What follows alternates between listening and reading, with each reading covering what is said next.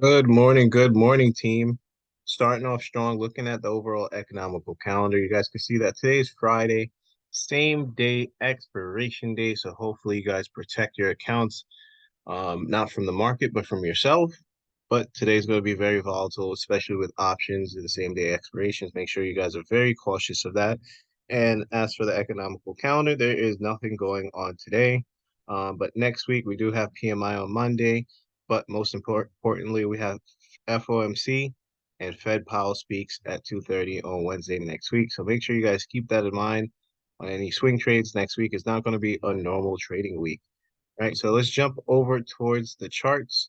We're going to start off strong with Carvana. Carvana had earnings, announced earnings 2 weeks early. You can see it went from 36 to 62, and now it's kind of tapering off around this 45 zone. So let's see what happens. If it starts to break and hold above the trade line, remember when we have candles holding above the trade line, that is a sign of bullishness, right? If you guys are new here, these are the indicators. Moving average, that's the trade line I'm talking about right here, right? These are the only indicators that I use.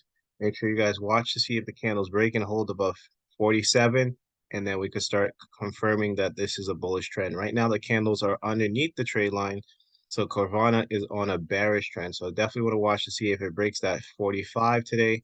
If it breaks 45, we could possibly see some more downside, maybe even down towards $40, which is where that 1 year trade line is sitting, right? I always mark that 1 year trade line with that solid orange line over here, right? So make sure you guys keep that in mind that Carvana is overall on a downward trend after that pullback from 62.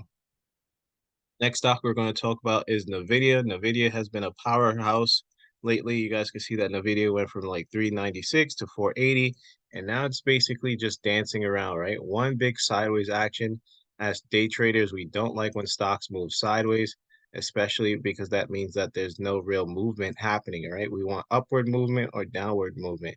Sideways movement, yeah, you can scalp it, but you're not going to get best probability setups, basically. So definitely want to watch to see what's going to overall happen. Let's see if we break 460, then we can start pushing up towards those 470, 480 levels. And then to the downside, she is in a tricky spot where she's right near that 1 year trade line. So I would want to see her to break like 450, and then we can start going down towards the 440. Make sure you guys set your alerts. Overall, MACD is crossed down in a bearish position. RSI is neutral. So either or can happen, but right now she is underneath that trade line, that 180-day trade line, struggling to break above it. So let's see what happens. It could easily reject it and come back down. Next one we're going to talk about is Netflix. Netflix had earnings. You guys can see Netflix basically selling off. They're saying they're struggling, especially with the writer strike. So let's see what happens. Overall stock went from 495 and it's sitting right now at 437. Let's see if it breaks above 443, and we can start pushing up towards 450, maybe even higher. It is kind of close to towards that 1 year trade line and close towards that 180-day SMA over here. So Netflix is in between a bind. Who's going to win, buyers or sellers? You guys can see it basically dropped and it's going sideways. No real action to the upside or downside.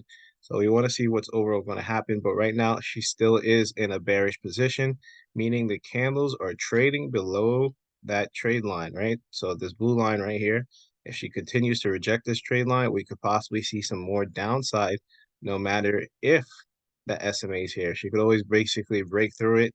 That's how candles get below it. When we're above that trade line, the SMA, we are typically bullish. When we get below it, we're bearish. So definitely want to watch to see what happens. I'm going to set my alerts on Netflix to see if this thing starts to continue on its downward trend and rejects that 180-day trade line.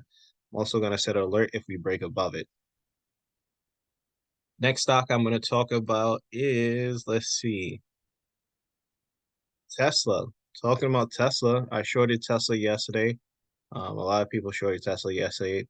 We spoke about it in yesterday's video, right? Main premise, every time Tesla has earnings, she typically sells off. It's not guaranteed, but she typically sells off the next day, whether she beat or miss, right? So doesn't matter. Tesla always likes to sell off after earnings.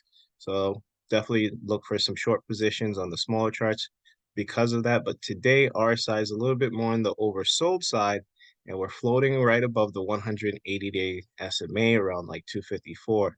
So let's see what happens. You can see that Tesla did kind of bounce, right? If we jump over towards like the 20-day chart over here, see Tesla basically went from 299 all the way down towards 262, and she kind of bounced overnight, and she's holding around these 265 levels. Want to see if she breaks and hold below that 265. 265 is the 20-day trade line. So let's see if she breaks that zone and basically comes back and retest those lows. Well, overall, she is a little bit more on the oversold side. People may be looking to add to their long positions right now, especially since she's on the oversold side. Doesn't mean that she doesn't have more room to drop. It's just saying that, hey, the stock is a little bit more on the oversold side. Let's jump over towards the 1 year, especially since Tesla just had a nice drop. The 1 year is still overbought. A lot of these stocks, right? Whenever I want to look at a stock for a long term or a bigger picture, I always want to check that 1 year, 1 day. But 1 year still has more room to the bottom, right? So until this 1 year fully resets, kind of like what we've seen over here, which ignited the whole run from 150 all the way up towards these 300 levels, right? So we want to wait for this RSI to get very oversold over here before we start adding a lot more towards long positions, seeing Tesla going to the higher level. So every chart has to reset. So we're just waiting for this stock to reset, but overall, it doesn't have to drop in one swoop, right? So that's it for Tesla. Let's jump over towards SPY, right? SPY hit 456 and basically starts to pull back, right? You guys can see that over here on the 180-day, 456 pulled back, and we're going sideways. Not a major pullback, unlike other stocks, right? Other stocks had a major pullback. SPY just kind of had like a slight pullback, and it looks like it's trying to break back above. MACD still crossed down. RSI is overbought.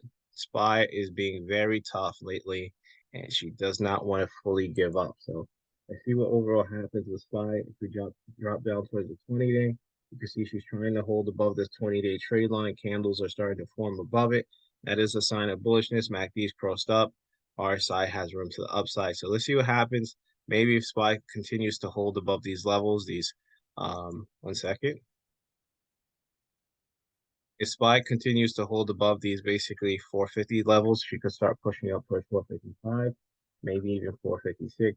Does start to look like a gap fill pattern. So make sure you're very cautious, right? Especially if the stock is continuing to hold over here.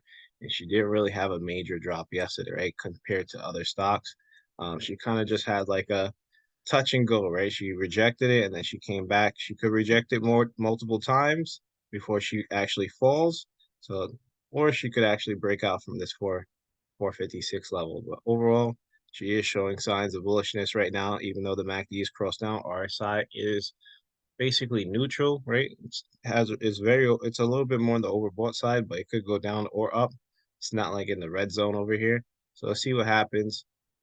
It definitely found some type of support at 451 yesterday, right? If we come back down towards these levels, we want to watch for the break of 451, and we can start going down towards 449.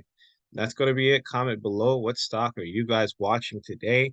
Are you guys even going to trade, especially with today being same day expirations? If you do, size down if you normally get crazy today. But that's going to be it. Hopefully you guys enjoy the video. See you guys in the next one. Peace.